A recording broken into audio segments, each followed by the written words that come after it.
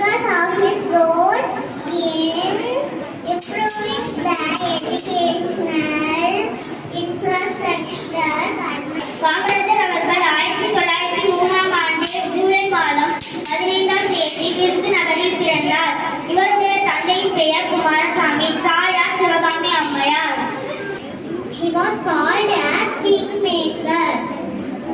He was the CM of Tamil Nadu for 9 years. He